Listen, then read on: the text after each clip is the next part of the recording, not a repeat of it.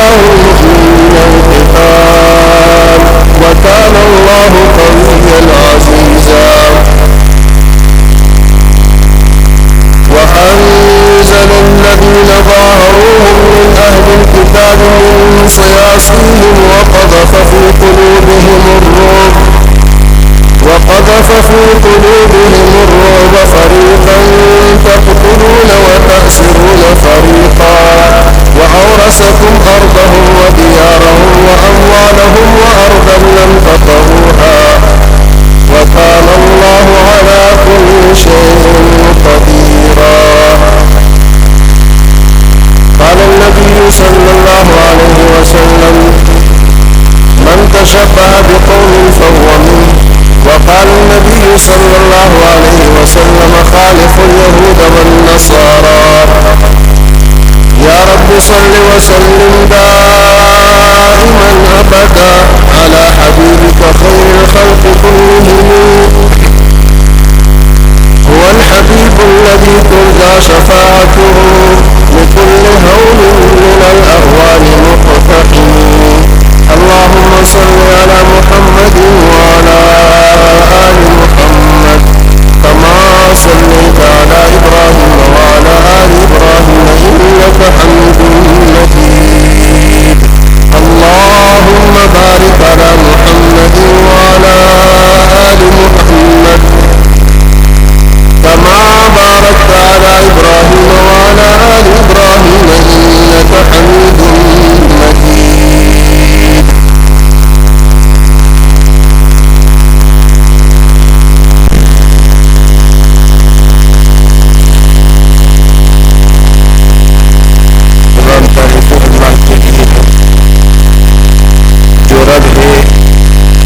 سارے جہانوں کا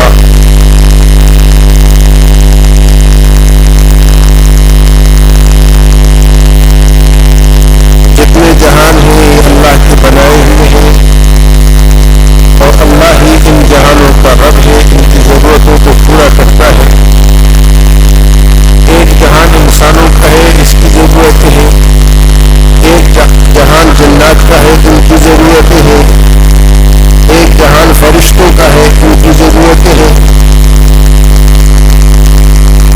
قربان اپنے رب کے کہ انسانوں کی ضرورتیں اور ہیں، جنات کی ضرورتیں اور ہیں، ملائکہ کی ضرورتیں اور ہیں.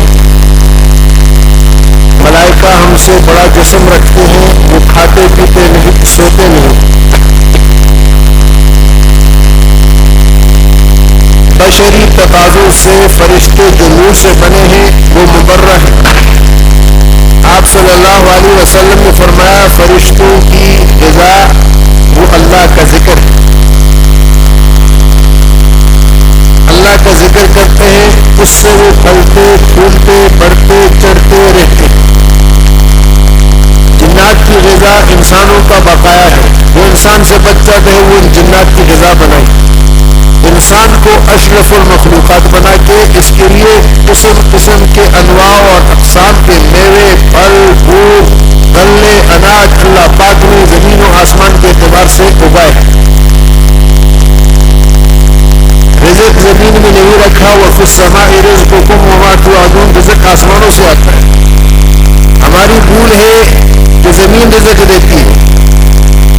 ہماری آنکھ دھوکہ کھاتی ہے. فصل سے کھیت سے فصل اگتی ہے اور ہماری آنکھوں کا دھوکہ ہے کہ ہم بھٹے میں اناج کو سمجھتے ہیں. وفی السماء رزقکم وما توعدون. آسمانوں میں رزق اور جس چیز کا تم سے وعدہ کیا گیا ہے. افرأیتم ما تحرثون اانتم تزرعونه ام نحن الزارعون. فیصلے آسمانوں سے آتے ہیں، زمین سے فصلیں نہیں اگتی، یہ ہم اگاتے ہیں. تو تعریف کے قابل صرف اللہ کی ذات ہے.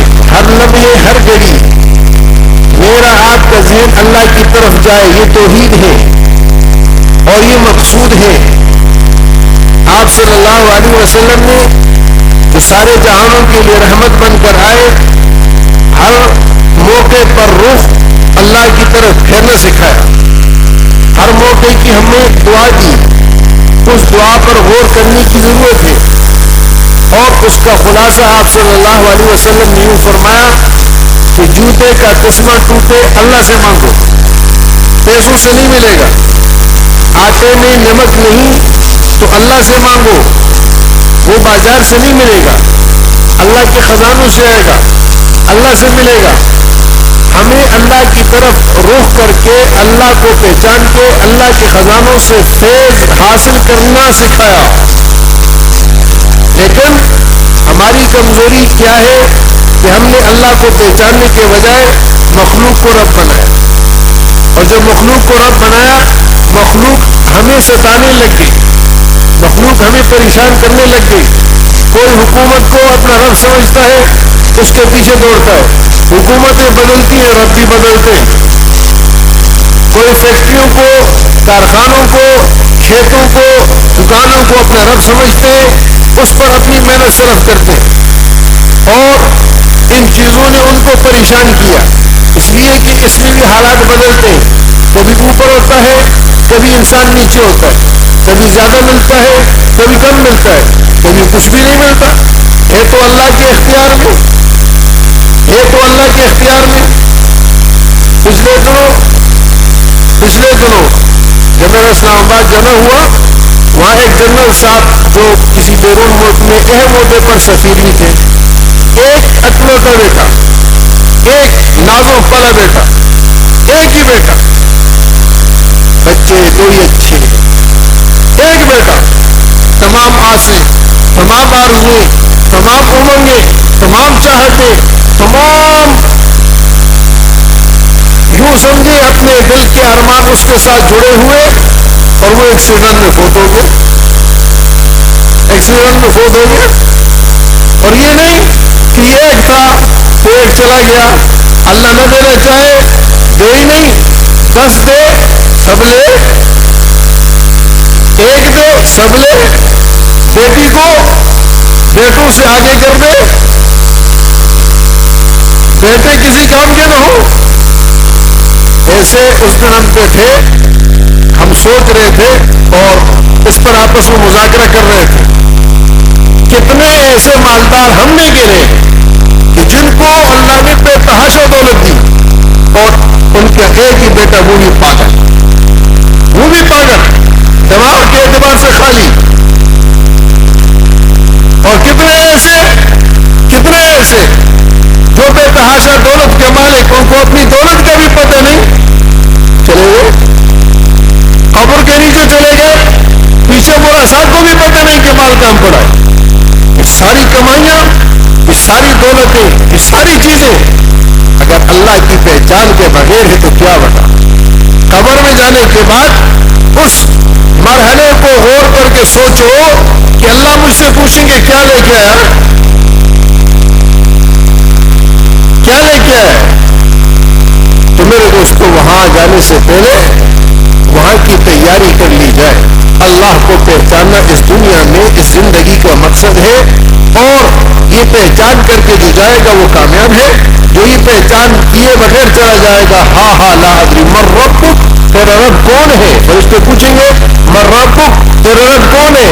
آپ صلی اللہ علیہ وسلم نے فرمایا، جس نے اس دنیا میں اپنے اللہ کو اپنا رب جانا اور مانا، اس کے مطابق زندگی بسر کی، رب جانا، رب مانا، ایک جاننا ہے، ایک ماننا ہے، ایک اس کے مطابق زندگی بسر کرنا، یہ تینوں چیزیں لازم ہیں۔ دل سے جاننا، زبان سے مانا، اور عمل سے اس کے مطابق زندگی گزاری۔ کہتے تو اے رب میرا اللہ، اور رام رام دکان کو کر رہا، تو یہ اس نے رب نہیں بنایا، اس نے رب اللہ کو نہیں بنایا، منافق ہے، زبان سے کچھ کہتا ہے اور عمل اس کا کچھ ہے، عمل کے طور پر بھی اس کو ظاہر کرے گا، تو جب یہ مرے گا اور اس سے پوچھیں گے من رب کو، کب کہے گا رب بھی اللہ۔ حضرت رابعہ بصریہ رحمہ اللہ کو جب دفن کیا گیا، فرشتے آئے من ربو کی، انہوں نے کہا تم کہاں سے ہو؟ کہا آسمان سے۔ کہا تمہیں رب معلوم ہو؟ لکھا کہ ہاں ہمیں رب معلوم ہے۔ کہا آسمان سے نیچے آ کے نہیں بولے، میں 4 فٹ نیچے آ گئی، بھول گئی؟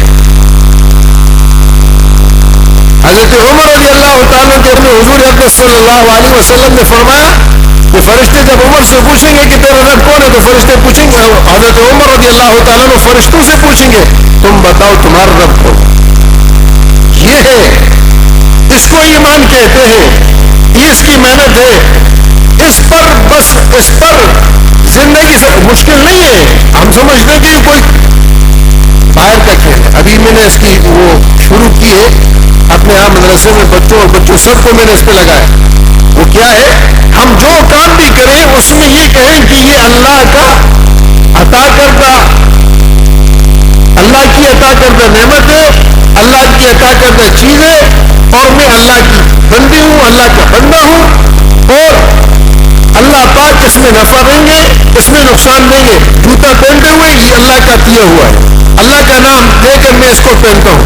اللہ نہیں دیتا تو جوتا کیا ٹانگیں نہیں دیتا, کیا کر لیتے, ٹانگیں بھی بہت سے لوگوں کے لیے نا. یہ تشکر اور تمنن ہے اللہ جل شانہ کی ذات کو سامنے رکھ کر اور اس کی نعمتوں کو استعمال کرتے ہوئے دھیان اس کی طرف جائے. کسی لمحے باپ کی طرف, کسی لمحے قربت کی طرف, کسی لمحے دنیا کی طرف, کسی لمحے چیز کی طرف, چیزوں کے نفع کی طرف نہیں, اللہ کی طرف جائے. لباس پہنتے ہوئے یہ کہو, جوتا پہنتے ہوئے یہ کہو, بیت الخلاء میں جاتے ہوئے یہ کہو, بیت الخلاء سے نکلتے ہوئے یہ کہو. سوتے ہوئے دعا سکھائیے, سونے کے بعد اٹھ کر دعا سکھائیے. رات کو ڈر گئے دعا سکھائیے, رات کو آنکھ کھلی, آپ کو اچانک آنکھ کھل گئی, نیند نہیں آ رہی, آپ کو دعا سکھائیے کہ یہ کہہ دو, تم یہ کہو گے اللہم اغفر لی, اللہم اغفر لی, اللہم اغفر لی, یا رب اغفر لی. مختلف الفاظ کے ساتھ آئیے. یہ کہہ دیا تم نے کروٹ بدلی, وضو نہیں کیا, نفل نہیں پڑے, تم اٹھے بھی نہیں اور صرف زبان کو ہلایا ہے, آنکھ تمہاری اچانک کھل گئی تھی. اللہ اس وقت بھی تمہارے ساتھ فرشتوں کو کہتا ہے دیکھو میرے بندے کی آنکھ کھلی, اور اس کو پتہ ہے کہ اس کا ایک رب ہے جو اس کو معاف کر سکتا ہے. تم گوارو, میں نے اس کو معاف کر دیا, میں نے اس کو معاف کر دیا. کسی لمحے ایسا نہیں, وہ ہوا معاکم اینما کنتم, رب کو پہچانو وہ تمہارے ساتھ ہے جہاں تم ہو. اکیلے ہو تب بھی تمہارے ساتھ ہے, دو ہو تب بھی تمہارے ساتھ ہے, تین ہو تب بھی تمہارے ساتھ. ما یکون من نجوا ثلاثہ الا هو رابعهم ولا خمسة الا هو سادسهم, چار تو پانچواں اللہ, پانچ تو چھٹا اللہ, ولا ادنى من ذلك ولا اکثر, اس سے کم ہو یا زیادہ. اکیلا ہے تو یہ نہیں سمجھو میں اکیلا ہوں, سات کون ہے, دو ہیں تو تیسرا, تین ہے تو چوتھا, پانچ ہے تو چھٹا. ہم جو یہ مجلسیں کرتے ہیں, مجلسوں کے اندر یہ دھیان ہونا چاہیے. زبان کس نے دی ہے, اس پہ الفاظ کس نے چڑھائے ہیں, یہ بول کس نے دیے ہیں, یہ آنکھیں کس نے دی ہے, آنکھوں کے اندر بینائی کس نے دی ہے. جب حرام کی طرف جب جسم جائے پوچھو زبان کس کی ہے, اللہ کی ہے, تو اللہ کے خلاف کیوں استعمال ہو. آنکھ اللہ نے دی ہے, اللہ کے حکم کے خلاف کیوں استعمال ہو. کان اللہ نے دیے ہے, اللہ کے حکم کے خلاف کیوں استعمال ہو. جب ہر لمحے یہ دھیان آ جائے گا, پھر میرے دوستوں چلتے پھرتے اللہ ساتھ ہوگا. یا غلام احفظ اللہ یحفظک, احفظ اللہ تجدہ تجاہک, تو اللہ کے دین کی حفاظت کر,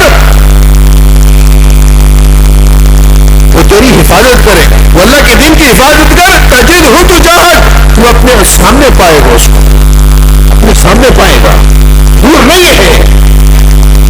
اس لیے پیچھے عرض کیا تھا کہ جب صحابی نے زور سے اللہ کو پکارا, اللہ اکبر کنارے رہے, آپ نے فرمایا گونگے کو, بہرے کو, مجبور کو, مخور کو تم نہیں پکار رہے, وہ سننے والا سمیع قریب مجیب ہے, آہستہ پکارو, وہ تمہاری سننے والا ہے, تمہارے قریب ہے, تمہاری شہرت سے بھی تمہارے قریب ہے. تو میرے محترم دوستو, یہ چیز اندر میں لانی ہے, اس کو پیدا کرنا ہے, اس کی مشق کرنی ہے. ایمان اس طریقے سے اندر میں آئے گا اور دل کے اندر راسخ ہوگا, گھسے گا, کہ جب ہم ہر معاملے کے اندر اپنے اللہ کو اپنے ساتھ لے کے چلیں گے اور ہر چیز میں اس کا ذکر کریں گے, اس کو یاد کریں گے. اسی کو عقل کہتے ہیں. اللہ جل شانہ ان لوگوں کی تعریف فرمائی ہے. حضور پاک صلی اللہ علیہ وسلم نے محنت لے کیا. تو آگے عرض کرتے ہیں کہ حضور صلی اللہ علیہ وسلم جب خیبر میں پہنچے ہیں اور یہ قلعہ حصن جو فتح ہوا اس میں حضرت علی رضی اللہ عنہ کو حضور صلی اللہ علیہ وسلم نے بھیجا، مرحد سے ان کا مارکا ہوا، مرحد کے 2 ٹکڑے ہوئے، مرحد کا بھائی یاسر نکلا، حضرت زبیر رضی اللہ تعالیٰ عنہ آگے بڑھے، حضرت صفیہ حضور صلی اللہ علیہ وسلم کی پھوپھی، وہ کہنے لگے اللہ کے رسول زبیر مارا جائے گا، آپ نے فرمایا گا نہیں، زبیر مارے گا، مارا نہیں جائے گا۔ انہوں نے حضرت زبیر رضی اللہ تعالیٰ نے حضرت یاسر کے 2 ٹکڑے۔ اس کے بعد عمومی لڑائی ہوئی، 20 دن کے مسلسل محنت کے بعد یہ قلعہ فتح ہوا۔ اس قلعے کے فتح ہونے میں یوں سمجھے کہ یہود خیبر کی کمر ٹوٹ گئی، یہ ان کا پہلا اور مضبوط ترین قلعہ تھا، یہ دوسرا قلعہ تھا، لیکن مضبوطی کے اعتبار سے یہود کا اس پر بڑا اثر تھا، اور خود مرحب اور سرداران یہود اس کی حفاظت پر جو ہے وہ کمر بستہ تھے۔ اللہ جل شانہ نے حضرت علی رضی اللہ تعالیٰ کے ہاتھوں اس قلعے کو فتح فرمایا، بڑا غنیمت کا مال ملا، بہت چیزیں آئیں۔ اس قلعے کے فتح ہونے کے بعد آگے قلعہ سلالم اور قلعہ قلہ اس کو کہتے ہیں، بعد میں اس کا نام قلعہ زبیر بن گیا تھا۔ صحابہ کرام رضوان اللہ علیہ مجمعین کے پاس رسد ختم ہو گیا، دور سے سفر کر کے آئے تھے، کھانے پینے کی تنگی ہو گئی۔ صحابہ نے حضور صلی اللہ علیہ وسلم سے عرض کی کہ اللہ کے رسول تنگی آ رہی ہے، آپ نے فرمایا دعا کرو، میں بھی دعا کرتا ہوں، اللہ کوئی راستہ کھولے گا۔ دیکھو یہاں پر آپ صلی اللہ علیہ وسلم نے اس موقع پر بھی دھیان اللہ کی طرف، حضور کے پاس جب کوئی آتا سر میں درد ہے، آپ فرماتا دعا کرو، نفل پڑھو، اللہ سے دعا مانگو، آپ دم کرتے، آپ پڑھنے کو فرماتے کہ یہ چیز پڑھ لو، اور صحابہ پڑھتے، اللہ پاک ان کی تکلیف کو دور کر دیتا۔ یہاں پر بھی تنگی ہوئی کئی موقعوں پر، یہ سیرت اس لیے نہیں ہے کہ یہ خطیب بیان کرے تم واہ واہ کہو، سبحان اللہ کہو، اور باہر نکل کر ہمارے پشتو والوں کی طرح یہ کہو کافر مولاؤ، کیا کہا پتہ نہیں، تقریر تو سنی، باہر نکل کر بڑی زبردست بات کی، مولوی بڑا زبردست مولوی ہے، بھائی کیا کہا پتہ نہیں۔ عمومی مزاج ہے ہم لوگوں کا، ہم چسکے لیتے ہیں، نعمل کی نیت کر کے بیٹھتے ہیں، نعمل کی نیت سے آتے ہیں، اور نہ جو ہے بس مزہ آ جائے، ایسی تقریر ہو، مزہ کے لیے تقریر نہیں ہوتی، بدلنے کے لیے تقریر ہوتی ہے۔ حضور صلی اللہ علیہ وسلم اور صحابہ تقریروں کے ماہر نہیں تھے، آپ صلی اللہ علیہ وسلم کے خطبات تمام اکٹھے کر لو، 1 گھنٹے میں ختم ہو جائیں گے، پوری زندگی کے خطبات جمع کر لو، اگرچہ اس کے اندر سمندر ہے۔ خیر الکلام ما قل ودل، حضور کی بات بہت مختصر ہوتی تھی صلی اللہ علیہ وسلم، جامع ہوتی تھی، معنی ہوتی تھی، کامل ہوتی تھی، مکمل ہوتی تھی، مدلل ہوتی تھی، نفیس ہوتی تھی۔ آپ صلی اللہ علیہ وسلم اور صحابہ کرام نے لمبے 3 گھنٹوں کے بیانات نہیں ہوئے، نہ آپ صلی اللہ علیہ وسلم نے ہر نماز کے بعد بیان کیے، نہ ہر نماز کے بعد جو ترتیبیں کی۔ اور اگر اسلامی تاریخ کو اٹھا کر دیکھا جائے، اسلام دنیا میں، انقلاب دنیا میں الفاظ سے نہیں کردار سے پھیلا ہے، کردار سے، کردار تھا، اس کی وجہ سے لوگوں کی زندگیاں، لوگوں کے دل بدلے۔ ہم کردار کے سواری ہیں، گفتار کے غازی ہیں، وہ گفتار سے خالی تھے، کردار کے غازی تھے، شب بیدار تھے، جن کو گھوڑا سوار تھے، جن کے پیٹ بھوکے تھے لیکن دل بھرے ہوئے تھے، وہ دل کے غنی تھے۔ ہم دل کے بھوکے ہیں، پیٹ کے بھرے ہیں، ہم جتنی روٹی ہم کھاتے ہیں، میرے خیال میں ہمارے اگر 1 مہینے کا راشن صحابہ کرام کی پوری، ایک صحابی کی پوری زندگی، ہمارے 1 مہینے کا راشن، ان کی پوری زندگی، وہ تکلف سے، تصنع سے، بناوٹ سے، ان چیزوں سے خالی، صاف تھے۔ اللہ ہمیں وہ بنا دے۔ انہوں نے دین کو اپنی آخرت کے بنانے، اپنے اللہ کو پہچاننے کے لیے حاصل کیا تھا۔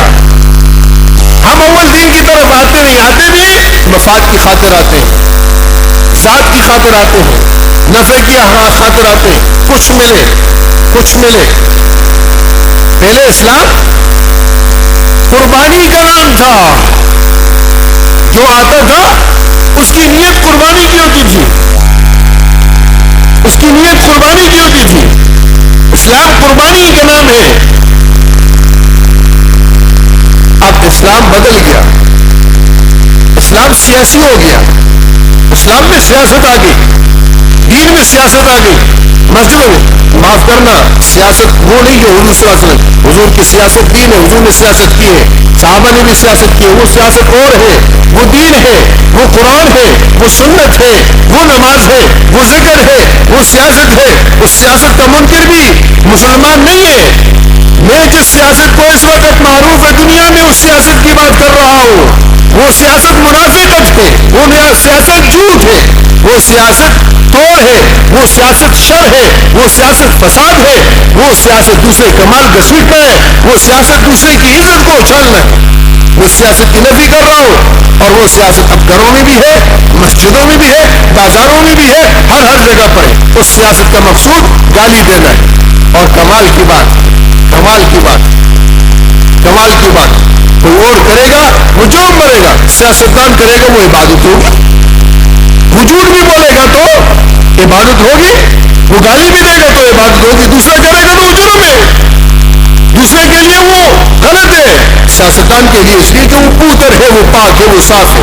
نہیں میرے دوست، میرے بھائی، ہمیں نبی پاک صلی اللہ علیہ وسلم نے یہ دین نہیں دیا، ہمیں وہ دین دیا ہے جو اللہ تک پہنچاتا ہے، جو قبر کی پہچان کراتا ہے، جو آخرت کا ڈر دل میں ڈالتا ہے۔ ایک دن آنے والا ہے، وہ دن کیسا دن ہے؟ لمن الملک اليوم للہ الواحد القہار، جہاں سارے کے سارے انسانوں کے سر نگو ہوں گے، انبیاء بھی سر نیچے کیے ہوں گے۔ اللہ جل شانہ خود پکار کر پوچھیں گے لمن الملک اليوم، آج کس کی چلے گی؟ آج وزیر ہے، آج مشیر ہے، آج صدر ہے، آج ایٹمی قوتیں ہیں، آج سارے کے سارے خلقت، نبی بھی کھڑے، ولی بھی کھڑے، انبیاء قطب و اقطاب بھی کھڑے ہیں، ساری خلقت، جنات بھی کھڑے، ابلیس لعین بھی کھڑا ہوگا، اور جبرائیل اور اسرائیل اور میکائیل بھی کھڑے ہوں گے۔ لمن الملک اليوم وجاء ربک والملائکۃ صفا صفا، وہ منظر ہوگا، ہر طرف صفیں ہوں گی، فرشتوں کی بھی صفیں، جنات کی بھی صفیں، انسانوں کی بھی صفیں، خلقت چکل میدان میں کھڑی ہوگی، اور اللہ جل شانہ براہ راست آج سب کو خطاب کر رہا ہے، آج جنوں کو بھی، یا معشر الجن والانس ان استطعتم ان تنفذوا من اقطار السماوات والارض فانفذوا لا تنفذون الا بسلطان۔ جنوں کی بھی شرارتیں، جنوں کی بھی بدماشیاں، جنوں کی بھی مستیاں ساری نکل جائیں گی۔ انسانوں میں جو کرو فر والے، نمرود، قارون، شداد، حمان، ابو جہل، ابو لہب، یہ سب کے سب صفوں میں کھڑے ہوں گے، ملائکہ بھی کھڑے ہوں گے، جبرائیل، میکائیل، اسرائیل، اسرافیل بھی کھڑے ہوں گے، محمد الرسول اللہ صلی اللہ علیہ وسلم بھی کھڑے ہوں گے، ابراہیم بھی کھڑے ہوں گے، نوح بھی کھڑے ہوں گے، موسیٰ علی نبینا علیہم الصلوات والتسلیمات، سب نبی بھی کھڑے ہوں گے، اولیاء جنید بغدادی بھی کھڑے ہوں گے، شیخ عبد القادر جیلانی بھی کھڑے ہوں گے، سر سختی بھی کھڑے ہوں گے، سب صفوں میں کھڑے ہوں گے، سب کی نگاہیں نیچے ہوں گی، سر نگو ہوں گے۔ اللہ پوچھیں گے لمن الملک اليوم لمن الملک اليوم لمن الملک اليوم، آج کس کی چلنی؟ آج بتاؤ۔ جواب کوئی نہیں دے سکے گا، جواب حدیث پاک میں آتا ہے جواب کسی کے پاس نہیں ہوگا، کوئی بول نہیں سکے گا۔ لا يتكلمون الا من اذن له الرحمن، اس وقت تو بولتی بھی تب بولے گی جب اللہ بلوائے گا، بول نہیں پائیں گے، اللہ خود کہیں گے للہ الواحد القہار، للہ الواحد القہار۔ آج اس ایک کو مان لو، اس دن سرخ رو ہوگی، آج اس کی مان لو، اس دن سرخ رو ہوگی۔ ہمیں یہ سکھایا گیا، تو صحابہ نے پوچھا، صحابہ نے یہ عرض کی، آپ صلی اللہ علیہ وسلم فرمایا تم بھی اللہ سے دعا کرو، میں بھی مانگتا ہوں۔ تو اس کے بعد اللہ جل شانہ نے قلعہ حسب کو اللہ پاک نے فتح کرا، اس کے اندر ان کے ذخیرے جمع تھے، ہر طرح کے مال کے اعتبار سے بھی، اور اناج کے اعتبار سے بھی، اور اسلحے کے اعتبار سے۔ اس قلعے کا فتح ہونا تھا کہ اللہ پاک نے مسلمانوں کے جتنے بھی ظاہری باطنی اعتبار سے ضروریات ان کو پورا فرما دیا۔ یہ قلعہ فتح ہوا، اس سے پہلے کی بات ہے، بھوک تھی، حضور صلی اللہ علیہ وسلم اور صحابہ سفر و حضر کے اعتبار سے ایک جیسے، بھوک تھی، شام کا وقت قریب تھا، ابو الیسیر ایک صحابی ہے. حضور صلی اللہ علیہ وسلم فرمایا ابو الیسیر ان کی بکریوں سے ہمیں کون نفع دے گا؟ ابو الیسیر نے کہا کہ اللہ کے رسول آپ اجازت دیں میں کوشش کر. تو وہاں پہ فرمایا کہ جاؤ. تو فرماتے ہیں کہ قلعے کا دروازہ کھلا تھا اور ان یہودیوں کی بکریاں واپس آ کے اس میں سے اندر گزر رہی تھی. میں آہستہ آہستہ کرتے کرتے کرتے بڑے طریقے کے ساتھ قریب میں پہنچا اور میں نے چند بکریوں پر ہاتھ ڈالا اور ان کو میں نے قابو کیا اور ان کو چھین کے میں آپ صلی اللہ علیہ وسلم کے پاس لے کے آیا. آپ نے دعا دی, ان کو ذبح کیا اور اس سے جو ضرورت کو پورا کیا. اسی دوران کی بات ہے, اسود راعی چرواہا ہے بکری کا, وہ آیا آپ صلی اللہ علیہ وسلم سے کہا کہ اللہ کے رسول میں نے جو سنا ہے کہ آپ کے پاس اللہ کا پیغام آتا ہے. آپ نے فرمایا کہ ہاں. فرمایا کہ میں اگر اسلام قبول کروں اور میں اس جنگ میں شہید ہو جاؤں میرے لیے کیا ہے؟ آپ صلی اللہ علیہ وسلم فرمایا کہ جنت. انہوں نے کہا کہ آپ اس کا وعدہ کرتے ہیں؟ آپ نے فرمایا کہ ہاں میں اس کا وعدہ کرتا ہوں. انہوں نے کہا یہ جو ان کی بکریاں میرے پاس ہیں میں اس کا کیا کروں؟ آپ نے فرمایا ان کو ہانک دو, یہ اپنے مالکوں کے پاس چلی جائیں گی. انہوں نے ایسے ان بکریوں کو ہانک دیا اور بکریاں واپس چلی گئی. یہ حضور صلی اللہ علیہ وسلم کے ساتھ شریک ہو اور شریک ہوتے ہی میدان میں جا گھسے اور جاتے ہی شہید ہو گئے, جاتے ہوئے شہید ہو گئے. یہ سوال آتا ہے کہ وہ کون سا صحابی ہے جس نے ایک بھی نماز نہیں پڑھی اور سیدھا جنت میں جا رہا ہے؟ ایک بھی نماز نہیں پڑھی بلکہ کوئی عمل نہیں ہے, صرف شہادتین کی گواہی دی ہے اور اللہ کے نام پہ اس کے رسول کے ساتھ اپنی جان کی بازی لگا دی اور اللہ کے ہاں پہنچ گئے. اور یہ چونکہ شکل و صورت کے اعتبار سے اس چیز کو سوچا کریں. ہم آج کل جو ہے نا, اللہ معاف کر دے, ان چکروں میں پڑے ہوئے صورت اللہ کی بنائی ہوئی. ان کو اسود اس لیے کہتے تھے کہ رنگ کے سیاہ کالے تھے. اسود عربی میں بہت کالا اس کو کہتے ہیں. تو ہے بھی چروا ہے, رنگ کے بھی کالے, اور اللہ کی شان آتے ہی شہادت ہوئی اور شہادت کے ساتھ پہنچ گئے اللہ کے پاس. صحابہ کہتے ہیں حضور پاک صلی اللہ علیہ وسلم جنگ کے بعد ان کے قریب پہنچے. تو یہ آج کل کا تو معاملہ نہیں تھا, خاک و خون میں لت پت تھے, خون بھی تھا, مٹی بھی تھی, لگی ہوئی تھی, جنگ کا میدان تھا.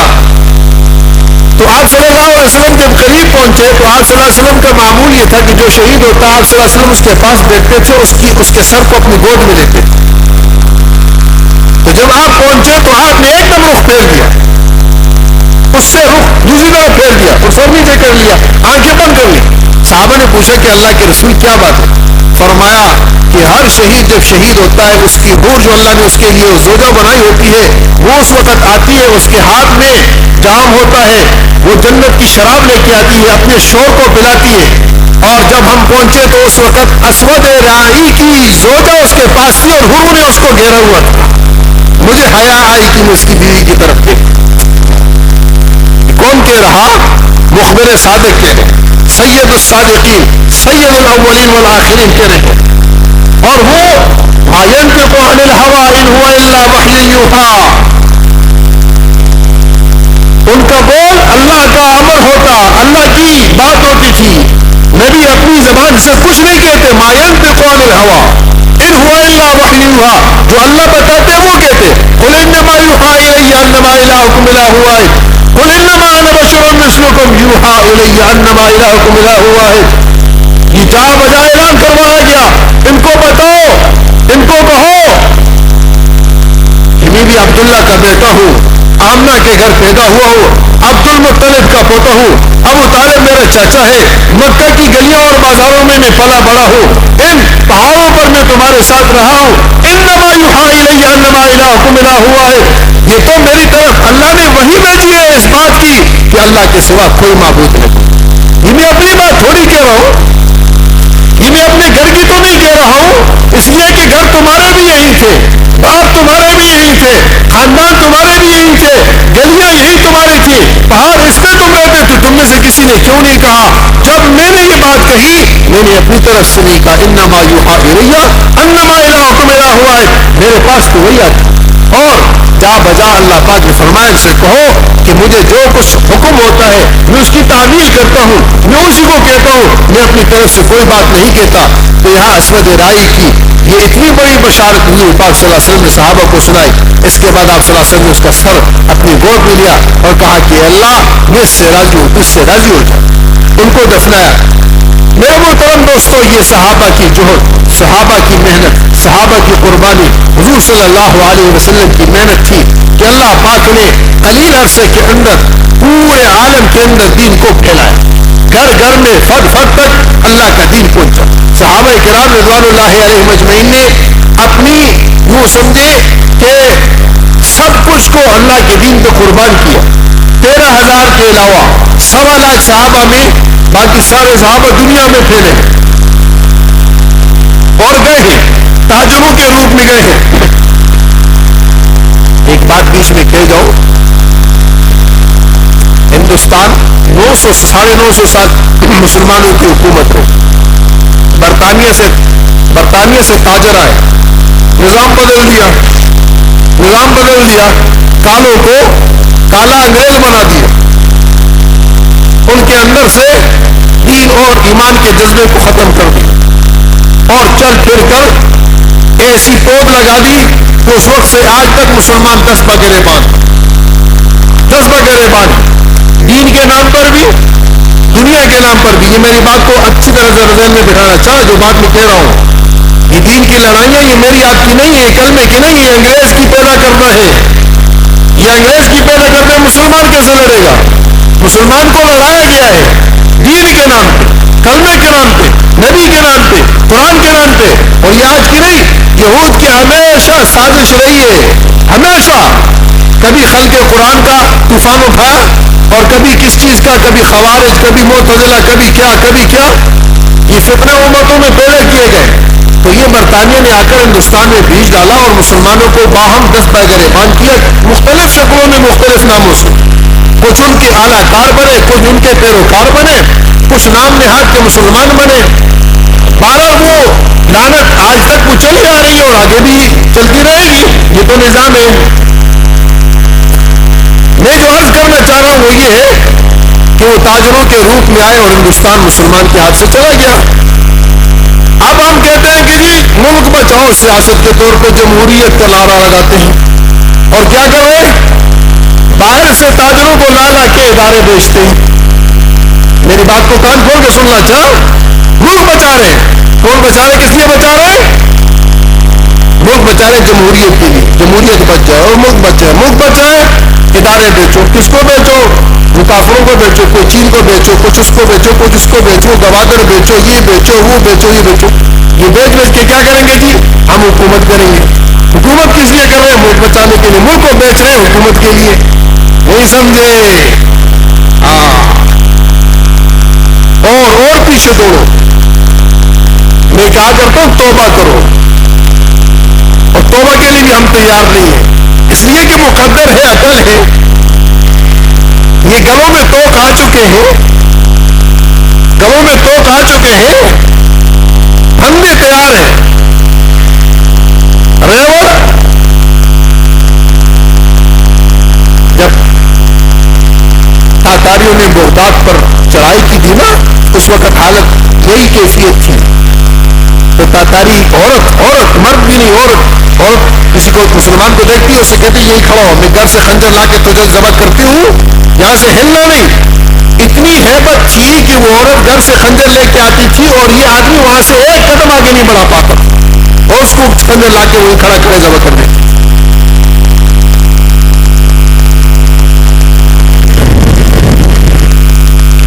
اللہ سے دوری کی اور دین سے دوری کی بنا پر ہماری حالت بالکل اس سطح پہ جا چکی۔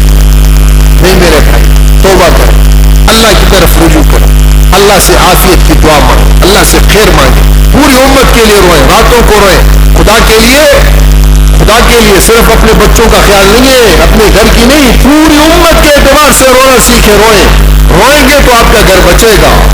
دوسرے کی آگ بجھائیں گے، اس آگ کو اپنے گھر کی آگ سمجھ کے آپ تڑپیں گے تو یہ آگ آپ کے گھر کے آنے سے پہلے بجھ جائے گی۔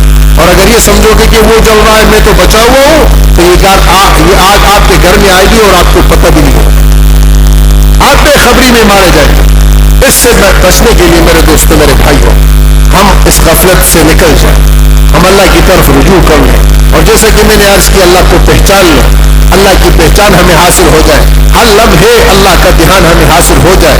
اس کے لیے وقتاً فوقتاً اللہ کا شکر ہے محنت ہوتی ہے، آواز لگتی ہے۔ تو کراچی کا اجتماع ہے آئندہ جمعرات سے، جمعہ ہفتہ اور اتوار کو انشاءاللہ دعا ہے۔ تو اللہ پاک نے سہولت بھی دی ہے، ویسے بھی آپ لوگ فارغ ہو۔ میں آپ کو اکثر پہلے کہا کرتا تھا جب کسی سے بات کرتے ہو کہتے چھٹی نہیں ہے تو میں کہتا تم چھٹی دے دو۔ بھائی دو باتیں ہیں، آپ چھٹی لے رہے ہو، آپ کو چھٹی نہیں دے رہا، آپ اس کو چھٹی دے دو۔ جی چاہیے، جگر چاہیے، ادھر آ ستم کر ہنر آزمائے تو تیر آزما ہم جگر آزمائے۔ بات تو جگر کی ہے، تو اپنا جگر تو کھڑا کر، تو نہیں کرے گا تو کیا جائے گا، تو نکلے گا نہیں تو نکالا جائے گا۔ اب کہوں تو پھر بہرحال اب تو چھٹی ہے۔ اس دن ہمارے چاچا ہے، کہنے لگے کہ میں نے رات بڑی سخت ڈیوٹی کی۔ میں نے کہا چاچا کس چیز کی؟ تالا لگانے کی ڈیوٹی کی تھی، بڑی سختی، تالے لگانے رہے گا اور کیا کام ہے وہاں؟ اب وہاں تو تالا لگانے کے لیے جاتے ہیں، جھاڑو لگانے کے جاتے ہیں، اور کیا ہوتا ہے؟ تو میرے دوستو یہ اللہ نے حال بیچا، اس حال سے نکلنے کا راستہ بھی اللہ کے پاس، اللہ نکالے گا۔ بولو کون نکالے گا؟ تم نکلو اللہ نکالے گا، اور تم نہیں نکلو گے تو اللہ نہیں نکالے گا۔ نہیں سمجھے؟ اب تم نکلو اللہ کی طرف، اللہ تمہیں اس حال سے نکالے گا۔ تم نہیں نکلو گے اللہ کی طرف تو پھر ہو اللہ کو کوئی پرواہ نہیں۔ اس لیے میرے دوستوں میرے بھائیو عرض کرو کہ جمعے کے دن ویسے بھی چھٹی، ہفتہ بھی چھٹی، اتوار بھی چھٹی ہے، اس میں تو کوئی چیز کرنے کی نہیں ہے۔ تو اس میں ہم سب اس چیز کا اہتمام کر لیں کہ وہاں پر جا کر ان 3 دنوں کے اندر صحیح طریقے سے یہ پکنک کی نیت سے نہیں جائے، وہاں 3 دن صرف گزارنے کی نیت سے نہیں جائے، اپنے اندر کی تبدیلی کے اعتبار سے ہم جائیں، ایمان سیکھیں۔ حضرت مولانا الیاس صاحب رحمہ اللہ کے پاس یہاں سندھ سے ایک عالم نے خط بھیجا کہ حضرت میں آپ کے پاس آنا چاہتا ہوں، کس نیت سے؟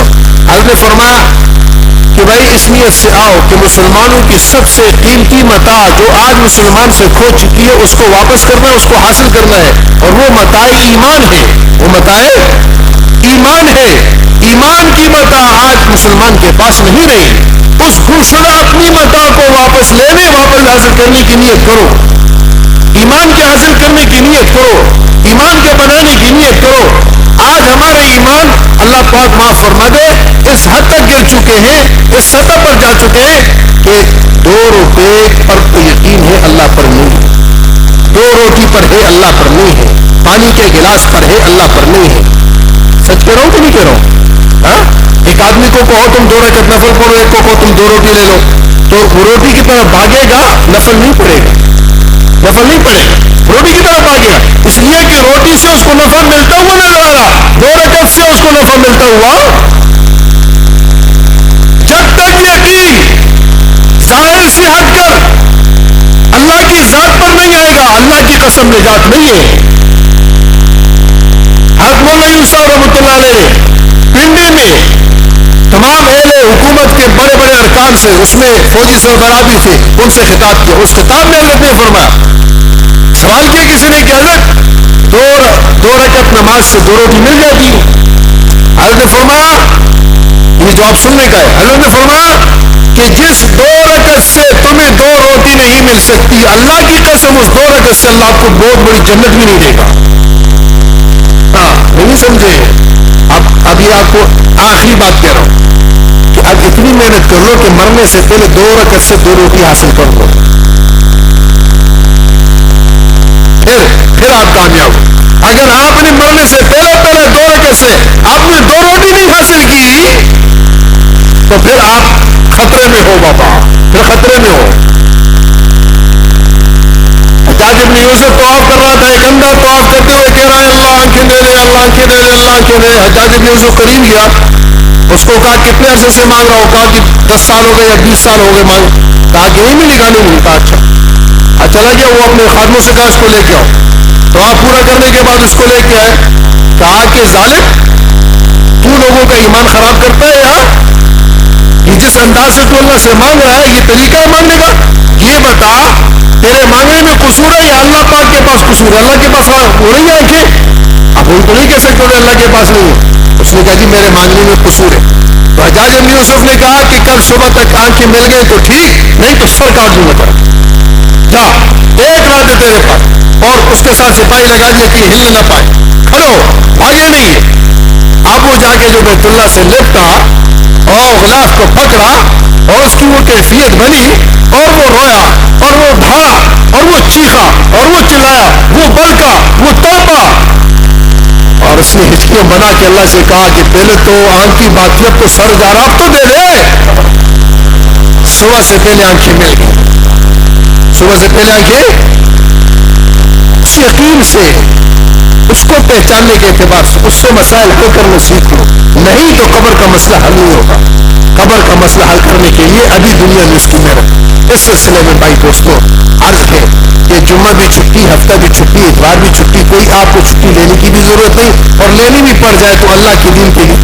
60-70 سال اس دن بھی ہم بیٹھے تھے، ہم نے کہا کتنے بنانے والوں نے بلڈنگیں بنائی، رہنا نصیب نہیں ہوا. قبر ہی ہے ایک نصیب میں، وہ پکی ہے 6 فٹ، وہ پکی ہے، وہ بنائی نہیں. 60 فٹ 80 فٹ بلڈنگ بنائی جس کے ایک کمرے میں آپ کا پورا زندگی گزر بسر ہو سکتا ہے. آپ نے یہ بلڈنگ کھڑی کر دی، آپ کے ساتھ قبر میں کیا جائے گا؟ کیا لے کے آئے ہو؟ کیا تیاری ہے؟ اس لیے میرے دوستوں، میرے بھائیوں، عرض ہے کہ ہم میں سے ہر آدمی اس بات کی کوشش کر لے، لیکن اس نیت کے ساتھ. یہ بات ذہن میں رکھنا، جو جس نیت سے جاتا ہے وہاں سے وہ پاتا ہے. تفریح کے لیے گیا، تفریح ہو جائے گی، اور اگر سیر سپاٹا کرنا مل جائے گا، اگر کوئی مفاد ہے اس کے لیے چلا گیا وہ ملے گا، اور اگر اللہ کو پانے کی نیت سے جائے گا اللہ ملے گا. اور اللہ کو پانا مقصود ہے. یہ یہاں پر سیاستیں نہیں ہیں اور یہاں پر کوئی اور چکر نہیں ہے، مقصد صرف اللہ کی ذات ہے، اس کو حاصل کرنا ہے، اس کو پہچاننا ہے، اس کے خزانوں سے فیض اٹھانا ہے، اس کے لیے اپنے جان مال کو اللہ پہ لگانا ہے. تو یہ جمعرات کو یہاں سے روانگی ہوگی، ہم خود بھی جائیں اور دوسروں کو بھی تیار کریں. اللہ پاک مجھے، آپ کو، ہر مسلمان کو سمجھ عمل کی توفیق نصیب فرمائے.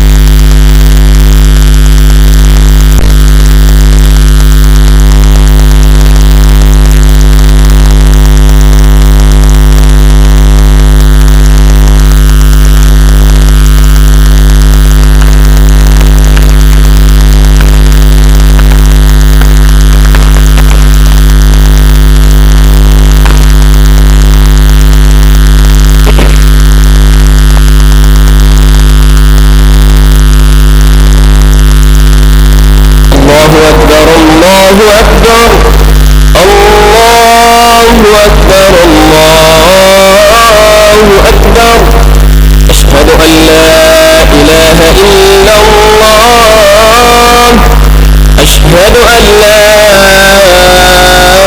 إله إلا الله أشهد أن محمدا رسول الله أشهد أن محمدا رسول الله حي على الصلاة حي على الصلاة حي على الفلاح حي على الفلاح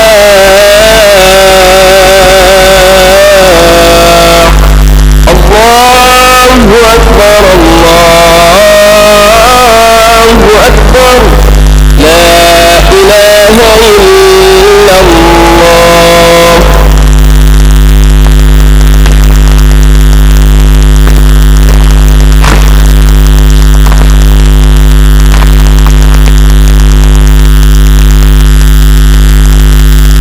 الحمد لله ولي ذات عظيم الصفات سميع السمات كبير الشان جليل القدر رفيع الذكر مطاع الامر جميل البرهان فخيم الاسم قدير العلم وسيع الحلم كثير الغفران جميل الثناء جزيل العطاء مجيب الدعاء امين والسان سريع الحساب شديد العقاب اليم العذاب عزيز السلطان ونشهد ان لا اله الا الله وحده لا شريك له في الخلق والامر ونشهد ان سيدنا ومولانا محمدا عبده ورسوله المبعوث الى الاسود والاحمر المنعوت بشرح الصدر ورفع الذكر وصلى الله تعالى عليه وعلى اله واصحابه الذين هم خلاصه العرب الاربعه وخير الخلائق بعد الانبياء اما بعد فيا ايها الناس وحدوا الله فان التوحيد راس الطاعات واتقوا الله فان التقوى ملاك الحسنات الا خير الكلام كلام الله واحسن الهدي هدي محمد عليه الصلاه والسلام وخير الامور عبادلها وشر الامور محدثاتها فان كل محدثه بدعه وكل بدعه ضلاله وكل ضلاله في النار من اطاع الله ورسوله فقد رشد واهتدى ومن يعص الله ورسوله فقد ضل وغوى وعليكم بالصدق فان الصدق ينجي والكذب يولد وعليكم بالاحسان فان الله يحب المحسنين ولا تقنطوا من رحمة الله فإنه أرحم الراحمين ولا تحبوا الدنيا فتكونوا من الخاسرين ألا وإن النفس لن تموت حتى تستكمل رزقها فاتقوا الله وأجملوا في الطلب وتوكلوا عليه فإن الله يحب المتوكلين وادعوه فإن ربكم مجيب الداعين واستغفروه يمددكم بأموال وبنين أعوذ بالله من الشيطان الرجيم وقال ربكم ادعوني أستجب لكم إن الذين يستكبرون عن عبادتي سيدخلون جهنم داخرين بارك الله لنا ولكم في القرآن العظيم ونفعني وإياكم بالآيات والذكر الحكيم أستغفر الله لي ولكم ولسائر المسلمين فاستغفروه إنه تعالى جواد كريم ملك بر رؤوف رحيم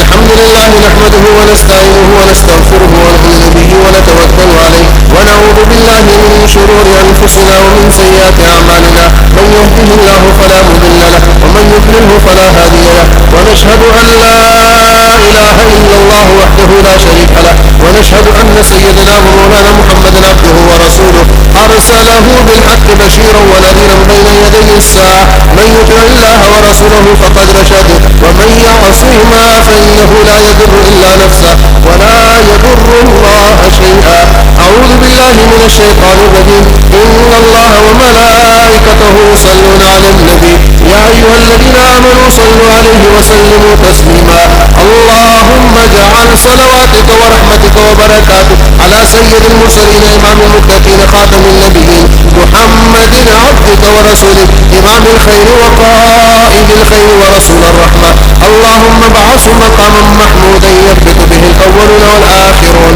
اللهم اجعل صلواتك ورحمتك وبركاتك على سيد الأنبياء والمرسلين وخاتم النبيين محمد عبدك ورسولك إمام الخير وقائد الخير ورسول الرحمة اللهم أمطر شهابيب رضوانك على السابقين الأولين من المهاجرين والأنصار والذين اتبعوهم بإحسان خصوصا من قال في حقهم سيد الأولين والآخرين إمام الأنبياء والمرسلين أرحم أمتي بأمتي أبو بكر وأشدهم في أمر الله عمر وأصدقهم حياء عثمان وأقضاهم علي وأحلم أمتي معاوية بن أبي سفيان وأقرأهم أبي بن كعب وأفرضهم زيد بن ثابت وأعلمهم بالحلال والحرام معاذ بن جبل ولكل أمة أمين وأمين هذه الأمة أبو عبيدة بن الجراح وإن لكل نبي حواري وحواريات طلحة والزبير وخالد سيف من سيوف الله وما أضلت الخضراء ولا أقلت الغبراء أصدق لهجة من أبي ذر وسيد الشهداء حمزة وسيدا شباب أهل الجنة الحسن والحسين وسيدات الطاهرات وأربع بنات رسول الله سيدة زينب وسيدة رقية وسيدة أم كلثوم وسيدة فاطمة الزهراء رضي الله تعالى عنهم وعن كل الصحابة أجمعين اللهم اغفر للعباس وولده مغفرة ظاهرة وباطنة لا تواجه ذنبا الله في أصحابي لا تتخذوهم من بعدي غرضا فمن أحبهم فبحبي أحبهم ومن أبغضهم فببغضي أبغضهم وخير أمتي قرني ثم الذين يلونهم ثم الذين يلونهم اللهم اغفر لنا وللمؤمنين والمؤمنات والمسلمين والمسلمات ما قدمنا وما أخرنا وما أسررنا وما أعلنا إنك على كل شيء قدير عباد الله رحمكم الله إن الله يأمر بالعدل والإحسان وإيتاء ذي القربى وينهى عن الفحشاء والمنكر والبغي يعظكم لعلكم تذكرون اذكروا الله العلي العظيم يذكركم وادعوه يستجب لكم ولذكر الله تعالى أعلى وأولى وأعز وأجل وأتم وأهم وأعلم وأكبر والله يعلم ما تصنعون. سفید درست مل کر کھڑے ہو ایڑی سب کے پچھلے کنارے پر رکھنے کا اہتمام فرمائیں کندھے سے کندھا ملا کر اپنی جیبیں خون بند کر دیں ٹخنوں کو ننگا کریں سروں کو ڈھانپ دیں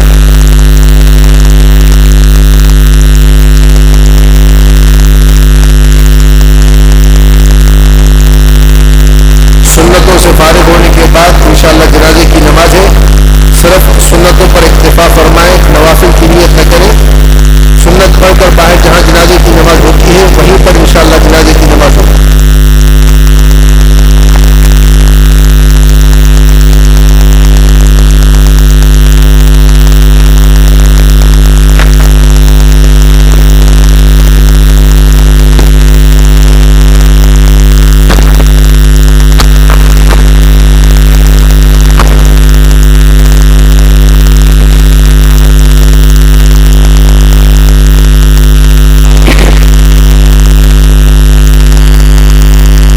الله أكبر الله أكبر الله أكبر أشهد أن لا إله إلا الله أشهد أن لا إله إلا الله أشهد أن محمدا رسول الله أشهد أن محمدا رسول الله حي على الصلاة حي على الصلاة حي على الفلاح حي على الفلاح قد قامت الصلاة قد قامت الصلاة الله أكبر الله أكبر لا إله إلا الله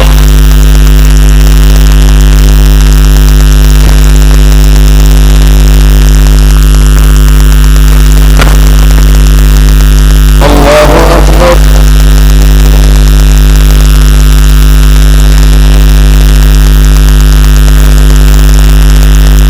الحمد لله رب العالمين الرحمن الرحيم مالك يوم الدين إياك نعبد وإياك نستعين اهدنا الصراط المستقيم صراط الذين أنعمت عليهم غير المغضوب عليهم ولا الضالين.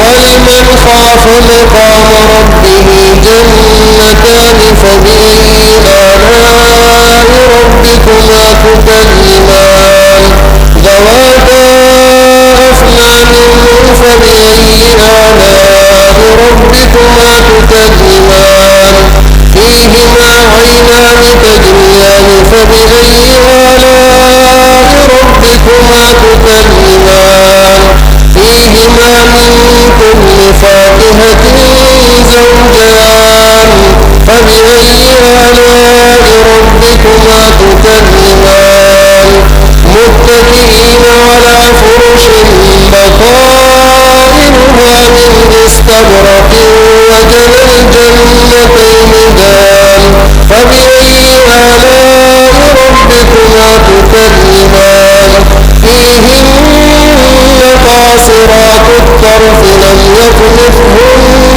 إنس قبلهم ولا جان فبأي آلاء ربكما تكذبان كأنهن الياقوت والمرجان فبأي آلاء ربكما تكذبان هل جزاء الإحسان إلا الإحسان فبأي آلاء ربكما تكذبان الله أكبر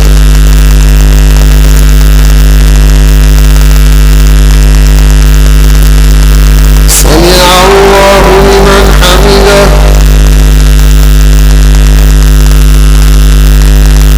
الله أكبر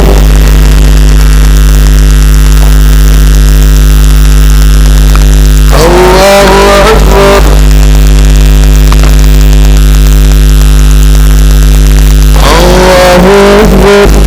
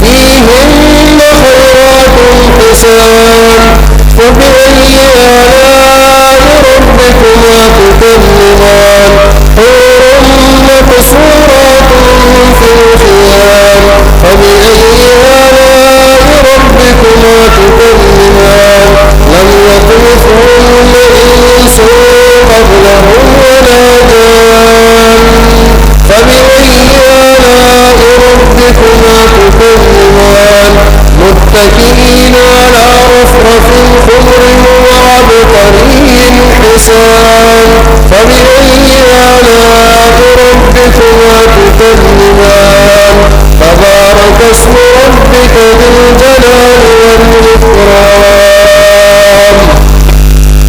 الله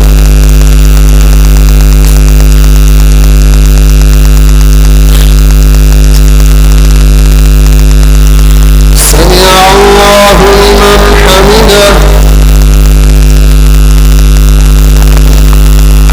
الله أكبر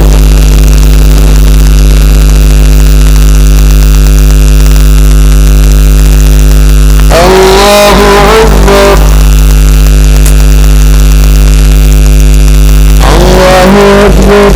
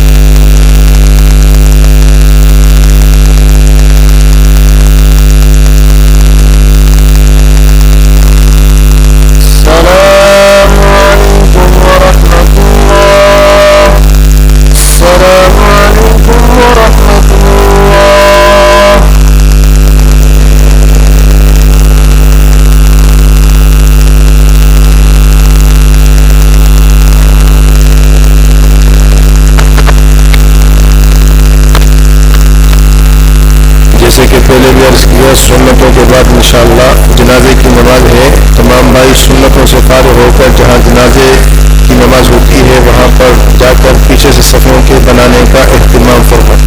دعا اور سنتوں سے فارغ ہونے کے بعد انشاءاللہ جنازے کی نماز ہوگی. الحمدللہ رب العالمین والصلاة والسلام علی حبیبہ سیدنا و مولانا محمد وعلى آلہ وصحبہ اجمعین. اللہم منک السلام منک السلام تبارک یا ذا الجلال والاکرام. اللہم انک عفو تحب العفو فاعف عنا. اللہم اعنا علی ذکرک وشکرک وحسن عبادتک. اللہم احسن عاقبتنا فی الامور كلها واجرنا من خزي الدنيا وعذاب الآخرة. یا اول الاولین یا آخر الآخرین یا ذا القوة المتین یا راحم المساکین یا ارحم الراحمین یا حلیم یا علیم یا علی یا عظیم یا اول یا آخر یا ظاہر یا باطن انک علی کل شیء قدیر. یا اللہ ہمارے پوری امت کے صغیرہ کبیرہ گناہوں کو معاف فرما، خطاؤں سے درگزر فرما، ہمیں سچی توبہ نصیب فرما، اس پر قائم فرما. اے اللہ کی ذات و صفات کی معرفت نصیب فرما. آقا دو عالم صلی اللہ علیہ وسلم کی سچی محبت پیروی اتباع نصیب فرما. اے اللہ اپنے اوامر پر چلنا نصیب فرما، نواہی سے ہمیں بچا، حلال عطا فرما، حرام سے حفاظت فرما، اپنے کلام کا نور مرحمت فرما. اے اللہ اس نور سے ہمارے ظاہر اور باطن کو منور فرما، ہمارے سارے یا اللہ متعلقات کو سے منور فرما. اے اللہ ہمارے گھر بار کو، کاروبار کو، یا اللہ بازاروں کو، یا اللہ اس ملک کو اس کلمے کے نور سے، اس کلام کے نور سے منور فرما. یا اللہ ظلمتوں کو دور فرما، فسق و فجور کو ختم فرما، فحاشی اور یانی کو بند فرما. اے اللہ رحمت کی ہواؤں کو عام فرما، برکتوں کی ہواؤں کو عام فرما، راحتوں کی ہواؤں کو عام فرما، الفت و محبتوں کی ہواؤں کو عام فرما. اے اللہ اس کلام پاک کی نور کی برکت سے ہماری تمام بگڑیاں بنا، مسائل کو حل فرما، ہماری حفاظت کے نقشے پیدا فرما. اے اللہ تو ہمارے لیے حفیظ بن جا. اے اللہ اس مملکت پاکستان کی حفاظت فرما، اس ملک کو اغیار اور اپنوں کے شکنجوں سے بچا، چالوں اور سازشوں کو ناکام فرما، اسکیموں کو فیل فرما. اے اللہ اس ملک کی حفاظت فرما، اس کو دین کا، ایمان کا، اسلام کا قلعہ بنا، کلمے کا مرکز بنا. اے اللہ مسلمانوں کی حفاظت کا ذریعہ بنا، ہدایت کے طور پر تو اس کو یا اللہ سارے عالم کے انسانوں کی ذریعے کے طور پر قبول فرما. اپنے کرم فرم لطف و احسان کے ساتھ ہر مسلمان کو کلمے والا بنا، کلمے پہ کھڑا فرما، کلمے کی محنت نصیب فرما، آپس میں محبت عطا فرما. اے اللہ اغیار کی سازشوں کو ناکام فرما، جو ٹوٹ عداوت ہیں ان کو محبت و الفتوں سے تبدیل فرما. اے اللہ امت کو یہودیت، نصرانیت، مجوسیت، رافضیت، قادیانیت کے جتنے فتنے ان سے حفاظت فرما. حرمین شریفین کی حفاظت فرما، بلاد اسلامیہ، ممالک اسلامیہ کی حفاظت فرما، ہر مومن ہر مسلمان کی حفاظت فرما، ہمارے گھر بار کی حفاظت فرما، عزت آبرو کی حفاظت فرما، بچوں کی حفاظت فرما، بچیوں کی حفاظت فرما، عزت و ناموس کی حفاظت فرما، جان مال کی حفاظت فرما. اے اللہ ہمیں غیر کے ہاتھوں کا کھلونا نہ بنا. اے اللہ حاسدوں کے حسد سے بچا لے، ظالموں کے ظلم سے ہماری حفاظت فرما لے. اے اللہ فاسقوں کے فسق سے ہماری حفاظت فرما، طعنہ زنوں کی زبانوں سے ہماری حفاظت فرما، کینہ پروروں کے کینے سے تو ہماری حفاظت فرما. اے اللہ اپنے فضل و کرم لطف و احسان کے ساتھ پوری امت کی بگڑیاں بنا دے، مسائل کو حل فرما دے، پریشانیوں کو دور فرما دے، نوجوانوں کی جوانی کو حضور کی غلامی کے لیے قبول فرما دے. اے اللہ تو راحتیں اور الفتیں اور محبتیں سب کو عطا فرما دے. بڑوں کی عزت کرنا ہمیں نصیب فرما، چھوٹوں کے ساتھ شفقت کا معاملہ کرنا ہمیں نصیب فرما. گھروں میں آپس میں الفتیں اور محبتیں عطا فرما. یا اللہ زوجین کی محبتیں نصیب فرما. جتنی جوان بچیاں گھروں میں ان کے رشتوں کا انتظام فرما دے. اے اللہ جن کے رشتے ہو چکے ان کو کامیاب و کامران فرما دے. جو بے اولاد ان کو نیک صالح اولاد عطا فرما، ان کی اولاد ان کو نیک اور صالح بنا، والدین کی قدر کرنے والی بنا، خدمت کرنے والی بنا. اے اللہ ہم تیرے ہیں، تو ہمیں اپنا بنا، اے اللہ ہم تیرے ہیں، تو ہمیں اپنی ذات کے ساتھ وابستہ فرما، ہم تیرے ہیں، اپنے اوامر پر چلا، ہم تیرے ہیں، نواہی سے بچا، ہم تیرے ہیں، دوسروں کی غلامی سے بچا، ہم تیرے ہیں، دوسروں کے اللہ رحم و کرم پر ہمیں ان کے حوالے نہ فرما۔ اے کریم اللہ اپنے فضل سے، اپنے لطف و احسان کے ساتھ، اس قرآن پاک کی نور کی برکت سے، یا اللہ نیک اعمال کی برکت سے، نیک لوگوں کی دعاؤں کی برکت سے، حضور صلی اللہ علیہ وسلم کے دعاؤں کے صدقے سے ہم تجھ سے مانگتے ہیں ہماری بیماریوں کو صحت سے مبدل فرما، ہمارے جتنے بیمار ہیں گھروں میں اسپتالوں میں شفا کامل عاجلہ نصیب فرما۔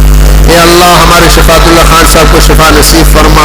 اے اللہ پائزاد خان صاحب کے صاحبزادے ہیں، یا اللہ اس طرح افتخار کے صاحبزادے ہیں، اس کے علاوہ جتنے دوست احباب نے دعاؤں کے لیے کہا ہے ان کے اللہ بچوں کو صحت کاملہ عاجلہ مستمر نصیب فرما۔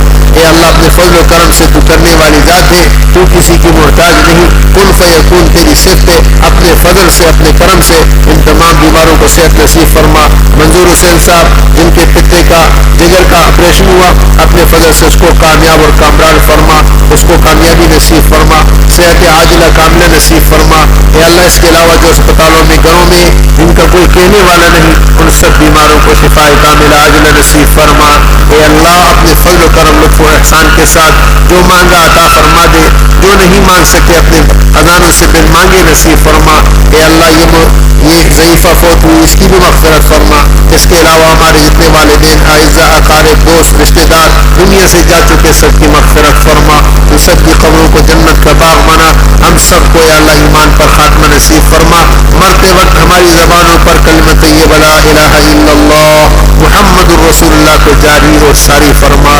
ہماری دعاؤں کو نیز اپنے لطف و کرم و احسان سے اپنی بارگاہ میں قبول اور منظور فرما۔ آمین آمین آمین وصلی اللہ تعالی علی خیر خلقی سیدنا و مولانا محمد وعلی آلہ وصحبہ اجمعین۔